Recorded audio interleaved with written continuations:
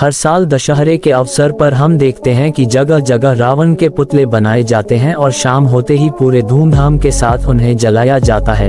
लेकिन आपके मन में यह सवाल जरूर आता होगा कि आखिर हम रावण को ही क्यों जलाते हैं, किसी और असुर को क्यों नहीं?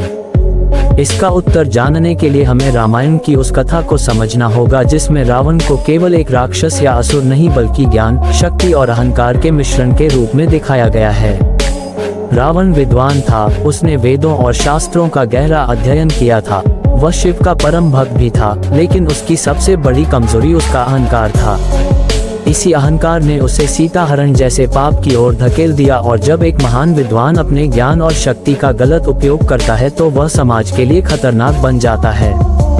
यही कारण है कि रावण को केवल एक खलनायक नहीं बल्कि अहंकार, बुराई और अन्याय का प्रतीक माना गया। अब आप सोचेंगे कि महिषासुर, हिरण्यकश्यप या बकासुर जैसे और भी असुर तो थे जिन्हें देवताओं ने मारा, तो उनके पुतले क्यों नहीं जलाए जाते? दरअसल उन असुरों की कहानियां लोक कथाओं और पुराणों तक सीमित रही, लेकिन रावण का चरित्र रामायण के रूप में हर घर तक पहुंचा और श्री राम के आदर्श जीवन के साथ जुड़ा हुआ है।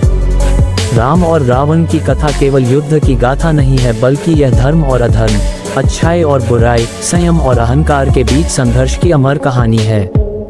दशहरे पर रावण दहन का असली संदेश यही है कि चाहे व्यक्ति कितना भी शक्तिशाली, ज्ञानी या भक्त क्यों न हो, यदि उसमें अहंकार और अधर्म की प्रवृत्ति है तो उसका अंत निश्चित है।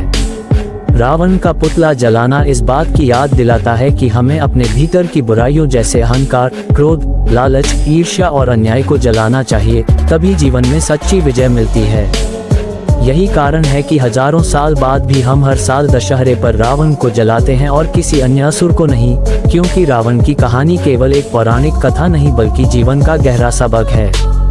और हाँ, अगर आपको ये जानकारी अच्छी लगी हो तो चैनल को लाइक और सब्सक्राइब जरूर करें ताकि ऐसे ही और ज्ञानवर्धक वीडियो आप तक पहुंचते रहें।